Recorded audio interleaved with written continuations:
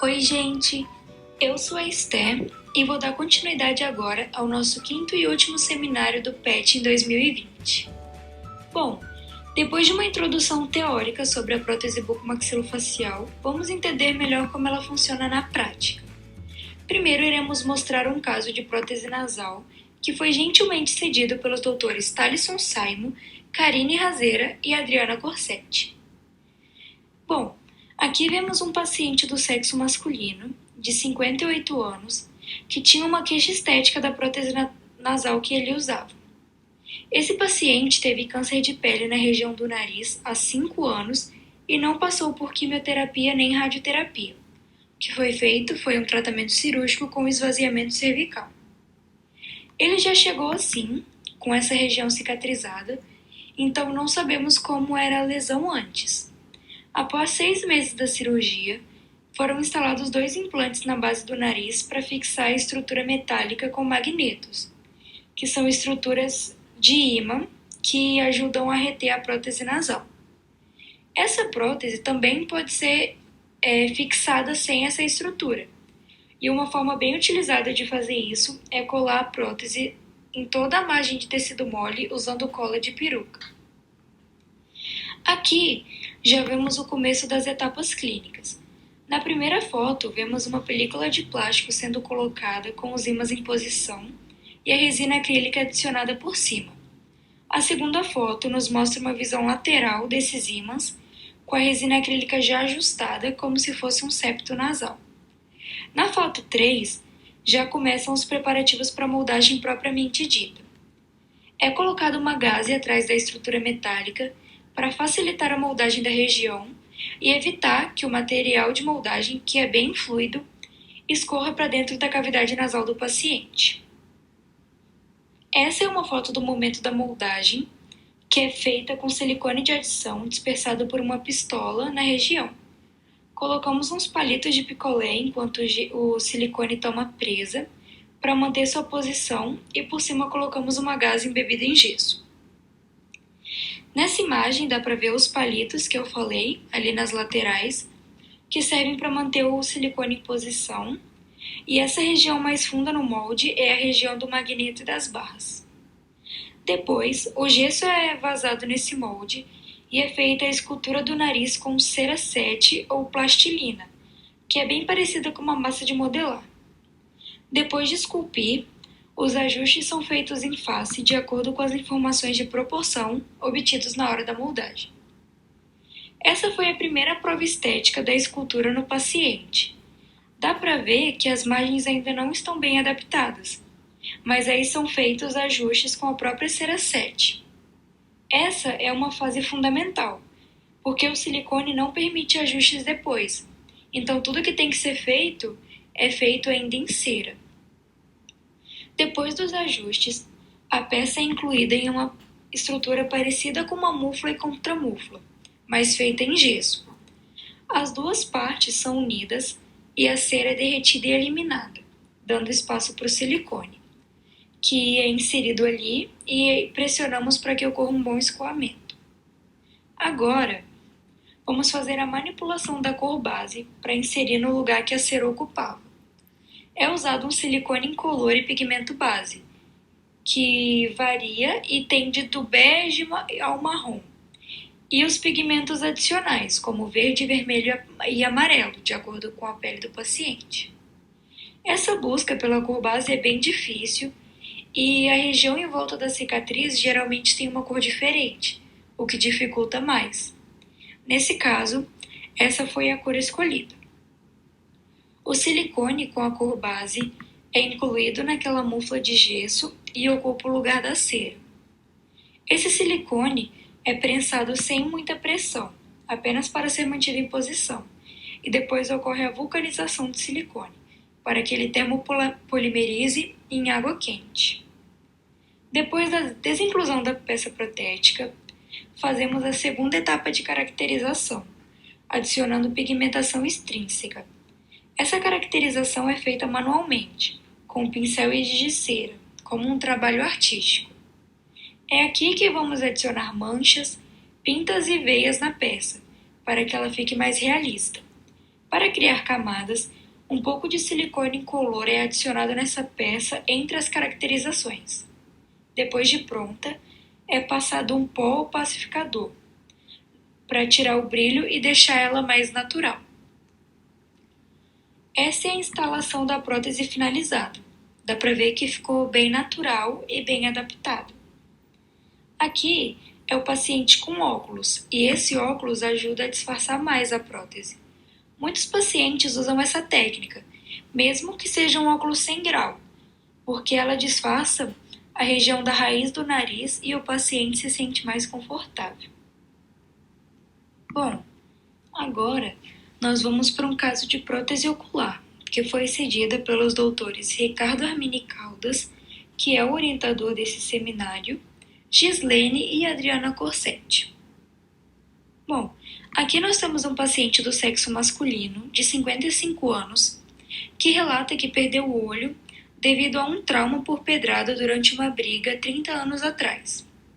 Após essa perda, foi colocado um globo na região para dar mais volume, o que foi bem ruim porque limitou o espaço da prótese. Então, tivemos que fazer uma prótese bem fina, e a resina não conseguiu esconder bem a cor avermelhada dessa região, mas isso a gente vai ver mais pra frente. Podemos observar aqui que o paciente tem uma cicatriz na pálpebra superior, tem cílios virados para baixo e uma pálpebra inferior bem curta, o que atrapalha a retenção da prótese. Foi feita uma preparação para a etapa de moldagem, limpando bem toda a secreção que estava ali e pingando o colírio anestésico, já que essa região é bem sensível e inervada. A moldagem foi feita com alginato, que colocamos nessa seringa e inserimos na cavidade ocular, preenchendo tudo e deixando um excesso para formar a base. Depois da obtenção do molde, vazamos o gesso para obter um modelo da região. Assim, como no caso de prótese nasal, iremos esculpir a prótese com cera 7 em cima do modelo, mas nesse caso é com cera branca.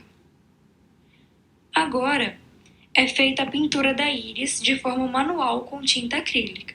Com um pincel, pintamos o olho da região mais interna para a região mais externa, sempre comparando com o outro olho do paciente. Essa etapa é bem difícil e deve ser feita em clínica, porque a foto muitas vezes altera a cor dos olhos do paciente. Nesse caso, foram feitas mais de 10 tentativas até conseguir uma pintura satisfatória. Esses pinos de resina acrílica que vocês estão vendo servem para posicionar melhor a íris. Depois de pintada, colocamos a peça ainda em cera na cavidade e, com o paciente olhando para frente, avaliamos se ela está bem centralizada. Se o resultado for satisfatório, substituímos a cera por resina acrílica branca de esclera, que é bem branca e opaca, através da mufla e contramufla, parecido com o que fizemos no caso de prótese nasal. Essas fotos foram tiradas para ajudar na caracterização da prótese, na confecção de veias e manchas. Temos que verificar no olho natural do paciente se as veias puxam mais para a cor roxa, vermelha, amarela, a diferença entre as veias de acordo com a região. Isso tudo é avaliado. As veias são feitas com fios de lã, colocados em diferentes espessuras para ficar bem natural. Nesse caso, as veias superiores e inferiores foram feitas na cor roxa e as laterais na cor vermelha. Além disso, foi incluída uma mancha amarela na região médio-lateral da órbita com lápis aquarela. Depois de pronto, passamos uma camada de resina acrílica transparente e fazemos o polimento. Essa é uma foto do caso finalizado. Como a região demandou uma prótese bem fina, o vermelho da região acabou deixando a prótese com aspecto avermelhado. Depois da instalação da prótese, o paciente pode precisar passar por uma fisioterapia para piscar melhor e melhorar a lubrificação do local. Na maioria dos casos, o olho volta a lacrimejar porque a prótese comprime a região e isso deixa a situação mais confortável para o paciente. É importante lembrar que a gente precisa trabalhar em conjunto com o oftalmologista, porque às vezes o paciente precisa de um colírio ou algum outro tratamento da região e nós não podemos prescrever esse tipo de medicamento. Bom, agora vamos falar um pouco sobre a qualidade de vida. Depois do que foi apresentado no nosso seminário, fica evidente que a prótese bucomaxilofacial melhora a qualidade de vida dos nossos pacientes, porque sem ela, muitas pessoas não teriam vontade de sair de casa e socializar com outras pessoas. Com a prótese, os pacientes se sentem mais incluídos na sociedade, porque eles não têm mais a falta daquele elemento, seja um olho, um nariz, uma orelha, e isso tem um impacto positivo. Isso faz com que o paciente se sinta melhor até com ele mesmo, melhorando a autoestima e a saúde mental. E é muito bom saber que nós, cirurgiões dentistas, podemos melhorar a vida de um paciente de forma tão gratificante. Por isso, temos que valorizar cada caso finalizado e cada paciente feliz e reinserido na sociedade. Aqui, nós temos uma fala de uma paciente que confirma a satisfação e felicidade que os pacientes sentem ao utilizar as próteses bucomaxilofaciais. Agora vamos passar para vocês um vídeo que mostra um pouco mais desse trabalho maravilhoso.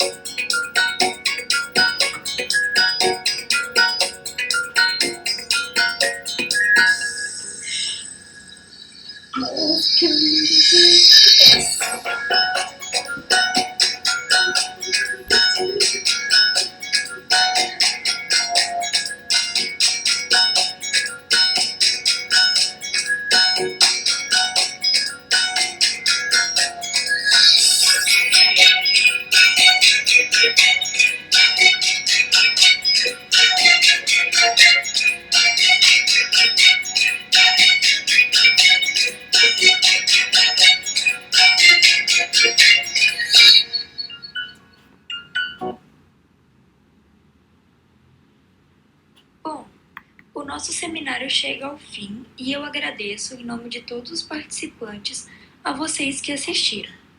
Espero que saiam daqui sabendo do impacto positivo que nós podemos causar na vida de um paciente e a importância desse tema maravilhoso.